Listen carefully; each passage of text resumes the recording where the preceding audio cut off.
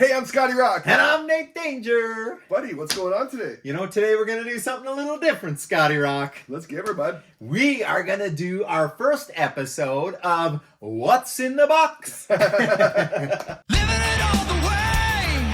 Time to fly, hit the sky like a mother. What's in the box? Yeah. Yeah, man. So I've been watching some of these videos where people, they order some cassettes and different things, and they go through them and they start talking about these cassettes. Hey, look what I found in my eBay find, right? Yeah, that's right. So what I did is I went and found an old box of my cassettes that I haven't listened to in, I don't know.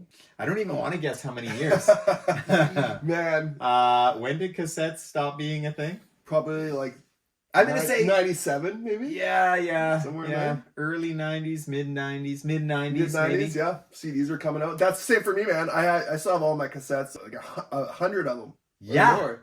And I got rid of tons of cassettes over the years, hey? And I still have a stack like you wouldn't believe. And we talked about the art of the cassette, Right. right? And when we talk about the record too, in a cassette, you'd buy it, you'd pop it in, you'd press play, you'd open up the liner notes, and you'd follow along if there was lyrics. I always loved when they had lyrics. I always preferred it when the lyrics were included. Yeah, but because you didn't have the ability just to skip tracks and you didn't have that instant, it kind of forced you into a position where you had to enjoy what the artist put out Yeah, man. as a full package. And that doesn't happen anymore. Hey, No. everyone's just listening to singles on Spotify or whatever. And Yeah.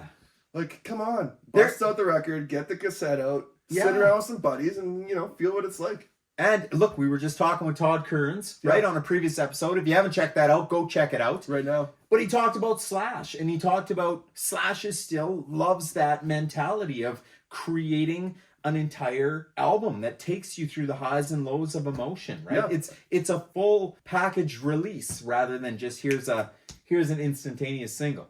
yeah, exactly. And like, just to shift perspective on that, you don't go see a band and just play one song. No. You go watch a 45-minute set, and there's like builds, and it drops off, and then the final 4 songs or whatever, the bangers, and Yeah. there's an art to that too, and people stand there and listen to the whole band, or they should anyways, but like, And we always talk about these songs that might not have been our first go-to favorite track, but then after a number of listens, it becomes ingrained into you in one of your favorite songs. Oh, man. Right? And you'd never do without it. yeah, because you're forced to, not forced to, but it's there, and you're like, oh, let's just listen through it, and Yeah. it's like, oh, this song's pretty good. I miss those days. So today, we want to take the approach where Scotty, he's just going to pick his hand in, he's going to pick out an album, and we're going to see where did the rock stop, Yeah, man. right? Where did that cassette stop being played? Well, At here's- what song? Yeah, at one point in our lives, our cassettes were like a mainstay every day after school or before this and that. One day we just stopped playing with them. The CDs Yeah. came out. Everyone just replaced it with all CDs. And now digital, and Now but digital. everyone's going back to records and different things, right? yeah. Records still sell. We'd like to take a moment to let you know that this episode has been brought to you by Paddockwood Brewing. Oh yeah, buddy. Oh yes, when you want a delicious, cold craft refreshment, Paddockwood has been delivering goodness since 2002. That's right, Danger. Why don't you pass me one of those beers, bud, and we'll just get right to it. That's right, buddy. Today you're going to try the Sasquatch, which is one of their newer offerings, a West Coast IPA. Oh man, what's it come in at? Solid 5.8%, hey? 5.8 on the ABV. Let's give her. Oh yeah. yeah. What are you pouring it into today, Scotty Rock? Buddy, my hotter than hell cup, or yours actually, but thank you, bud. Oh yeah, look at this. Oh yeah. Nice. Cheers to Paddockwood. Cheers to Paddockwood. Thanks, buddy. I was actually, so I work all over the province for business, and I went to a record store yesterday, and they got a whole bunch of cassettes and cassettes for sale. And I was shocked because they had cassettes that were like $30. $30 for one cassette. What? Yes.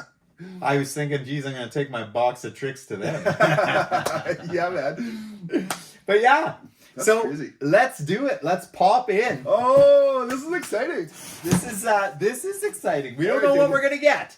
Here, I'll reach across you, He's bud. going to reach in. Oh, He's going to pull out whatever he gets. I'm going to the bottom. Okay. Whoa! Lady Peace. He's got Our Lady Peace. Wow! I didn't even know this was on a cassette. Man, what are you talking about? Our Lady Peace? Yeah. This is one of the greatest Canadian bands Yep. Of all time. of all time. I would say so. Yeah. So when did Our Lady Peace come out? I want to say I can tell you. 95, 96. 1994. Oh, 94. This is their debut album. Debut album. Okay, so obviously you might not know about Our Lady Peace, but they were a band. They got signed before Yes. they even played some shows. I saw them when this album came out. They played at a club in town, and it was their first week on tour, and they were the worst live band ever. But Okay, where did you see them? Sammy's Grape Escape. Yes. Yeah. And didn't they play with I Mother Earth? open for them. Right. I Mother Earth was the bigger band at the time. And it was not even busy. It wasn't busy at all, but Right. And we're talking a small small. club. It was like maybe 300 people kind of capacity, but man, I remember just getting piled up. I had such a good time. I think my buddies started a fight. It was a big brawl, and yeah, it was long story short. You know the first time? Let's talk about Sammy's Grape Escape. So it was like, do you remember Shane Sahar? Yo, yeah, Remember that guy? I remember that guy. So here's a guy who upgraded, and he upgraded so he was a year older, but he had a beard, right? He He had could beard. grow a beard, and I never could grow very much facial hair. I I'm still almost can't, 50 yeah. and I still can't. So anyways, he's like, we're going to Sammy's, Yeah. right? And back then it was like on a Wednesday. Wednesday night was the band night. You'd pay $5 and you got a pitcher of beer, and then it was free refills all night. Yeah. Oh, so much fun. Right? And so we'd go to check out a band. I was like 18 maybe. Yeah. Maybe 18, maybe 18, 17. yeah. I can't remember. We But weren't anyways, supposed to be in the bars. it was a lot easier to sneak into bars back then. Hey? Yeah, man, for sure. Yeah. And that was the first time I went to a bar. And then I remember some girl came up to me and she was asking my name and asked how old I was. And then I answered her and she threw me down on the table and started making out with me. Ah, this is pretty cool. Like, why I gotta go to the bar more often. Oh man, so I saw Our Lady Peace play like 3 weeks ago. Where? Yeah, at the arena here, SaskTel Center or whatever it's called now. Ooh. And so they did like their 30th anniversary or whatever it is, and Okay. they played mostly like their They were with, who were they with? Collective Soul. opened That's the right. show, yeah. So these guys came out, and like in Canada, I don't know what they are like in the States, but in Canada, every album gets a ton of radio play by these guys. Oh, they're huge. The first 5 albums, hey? So, Yep. And then they switched guitar players. They got a new guy, the different sound, but equally sort of radio popular. I think they had bigger hits internationally after that. Great band. But they opened for Page and Plant, and they opened for Van Halen and a bunch of bands. But they're like more They like opened for Guns N' Roses, man. Oh, that's right. You were saying that. Guns N' Roses. Yeah. So they're like a 90s alternative band, 90s alternative. whatever that means. these I days. feel like, because you played in a band called Bent. Yeah. And I feel like some of the material that your band put out kind of resembled a little bit about for a sure. little bit about maybe this album. Because we used to go see this Right? band, and they were playing in clubs. Because the first 2 albums, they just played like the college campus club and all that stuff.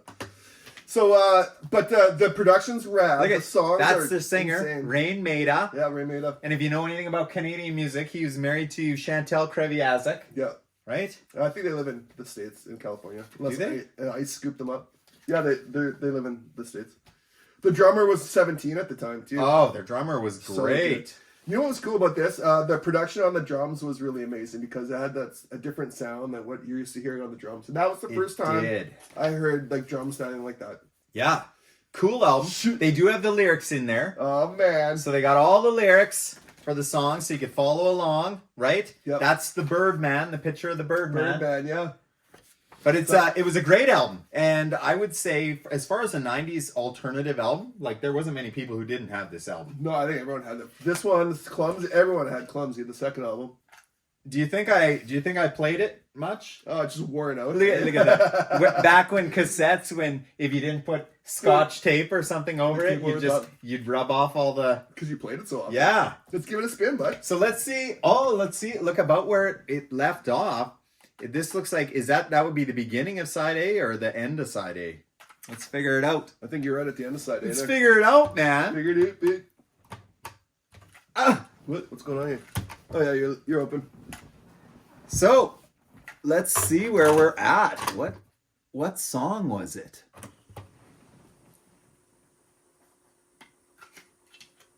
No song. I waited right till the end of the song. You crushed it first side. Hey, never flipped it around. Flip it around, dude. Yeah, but why? That's weird. Maybe it is just at the beginning of the album. Wouldn't that be weird? What would be the odds if it was just at the beginning of the album? Of all these cassettes, I just rewound it. Please be kind, rewind. Remember? Yeah, I never rewound it. When you had to, you rented like VHS tapes. Yeah. Oh, here we go. Isn't that pingy snare sound, hey? What are we on side 2? Side 2, Dirty Dirty Walls. Walls. Oh man, I haven't heard this song forever. It almost sounds warped. Yeah.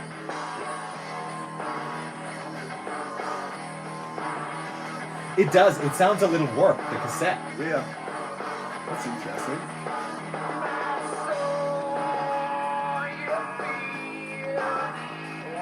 Oh, listen to that bass. I know, right? The bass player quit or got fired after this first album. Did he? Yeah. Yeah, because Second the album, second album they got a different bass Different player. guy, and then that was the lineup for like 3 albums. And then,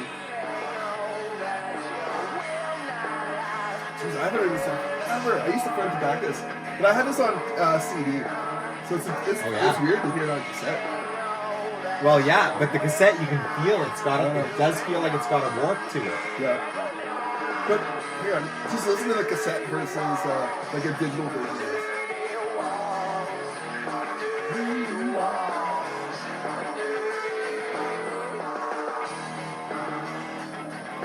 That's awesome. That's awesome. Well, you know what the one thing is? I did go out and I bought like a high class tape player. It was like $69 from Best Buy. Yeah, man. But that is cool. Yeah, look at That, that. Way Our cool, Lady man. Peace, man. Our Lady Peace. There you go. Check it out if you haven't. Yeah. Give it a spin. Nostalgia Day. Oh. 1994 Canadian talent.